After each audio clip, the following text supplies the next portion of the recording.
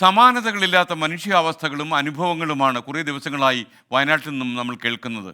വെന്റിലേറ്ററിൽ കിടക്കുന്ന കുട്ടി ആരെന്നറിയാതെ ആശുപത്രി വരാന്തയിൽ കാവൽ നിന്ന അമ്മമാരാണ് ദീപയും ബിന്ദുവും. ചികിത്സയിലുള്ളത് തേടിയെത്തുന്ന കുഞ്ഞ് അല്ലെന്നറിഞ്ഞിട്ടും അവർ അവനെ ഒറ്റയ്ക്കാക്കി പോയില്ല. ഉള്ളു തൊടുന്ന മാനവികതയുടെ മറ്റൊരു കാഴ്ചയിലേക്കാണ് വയനാട് നമ്മളെ പിടിച്ചുകൊണ്ടു പോകുന്നത്.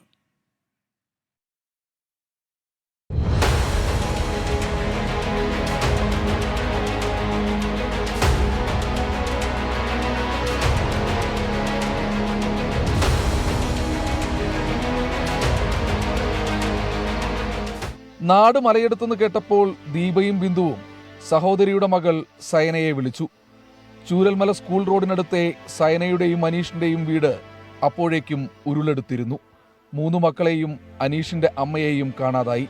പരുക്കേറ്റ സയനയും ഭർത്താവ് അനീഷും ആശുപത്രിയിൽ. കാണാതായ 3 മക്കളിൽ 9 വയസ്സുകാരൻ നിവേദിനെ പോലൊരു കുട്ടിയെ ജീവനോടെ കണ്ടെത്തിയെന്ന് സയനയുടെ സഹോദരൻ സൂരജിന് വിവരം ലഭിച്ചു. ഫസ്റ്റ് നോട്ടത്തിൽ എനിക്ക് കൊച്ചിനെ മനസ്സിലായില്ല. പിന്നെയും എല്ലാവർക്കും സംശയം നമ്മളെ കുട്ടിയാണോ.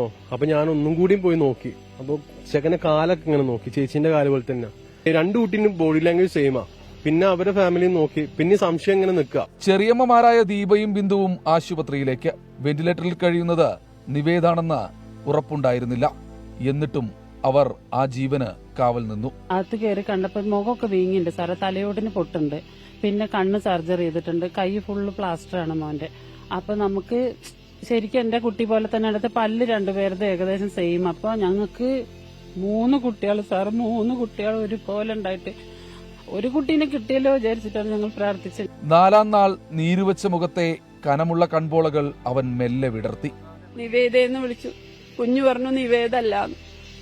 അപ്പോ നമ്മളാ പ്രതീക്ഷയും പോയി. ഞങ്ങളുടെ 3 കുട്ടികളും നഷ്ടപ്പെട്ടു.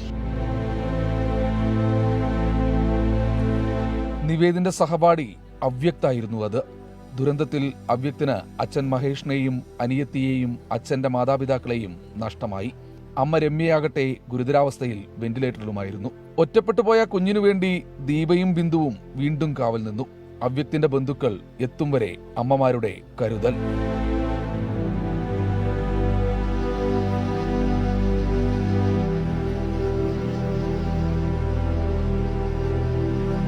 ദുരന്തം കൊണ്ടുപോയവരെ തിരിച്ചു കിട്ടിയില്ല. ഒരു കുഞ്ഞു ജീവനെ ജീവിതത്തിലേക്ക് തിരികെ കൈപിടിക്കാൻ കഴിഞ്ഞെന്നാണ് മനസ്സിൽ ബാക്കിയാകുന്ന ആശ്വാസം.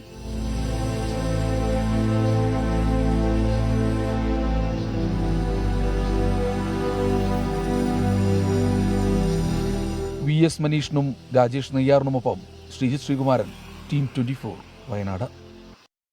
ഇങ്ങനെ എത്രയെത്ര സങ്കടകരമായ മുഹൂർത്തങ്ങളാണ് ഇപ്പോൾ ഈ വയനാട്ടിലെ ദുരന്ത മേഖലയിൽ നമ്മൾ കാണുന്നതും കേൾക്കുന്നതും. എന്തായാലും അവരെ നമുക്ക് അണച്ചു നിർത്തണം. മുഖ്യമന്ത്രിയുടെ ദുരിതാശ്വാസ നിധിയിലേക്ക് ഈ പണം കാര്യമായി ലഭിക്കുന്നുണ്ടെന്നാണ് നമുക്ക് അറിയാൻ കഴിയുന്നത്. അതുപോലെ നമ്മൾ ഈ ക്രൗഡ് ഫണ്ടിങ്ങിലൂടെ ലോകമെമ്പാടുമുള്ള നമ്മുടെ കുടുംബ അംഗങ്ങളെ ഉൾപ്പെടുത്തി, നമ്മുടെ കലാകാരന്മാരെയും നമ്മുടെ ജീവനക്കാരെയും നമ്മുടെ വാർത്താ അവതാരകരെയും അതിഥികളെയും ഒക്കെ ഉൾപ്പെടുത്തി, പ്രേക്ഷകരെ കൂടി ഉൾപ്പെടുത്തി നമ്മൾ നടത്തുന്ന ഈ 24 കണക്റ്റുമായി ബന്ധപ്പെട്ടുള്ള ക്രൗഡ് ഫണ്ടിങ്, അതിനകത്തും അത്യാവശ്യം പണം ലഭിക്കുന്നുണ്ട്. ആരെയും നമ്മൾ നിർബന്ധിക്കുന്നില്ല.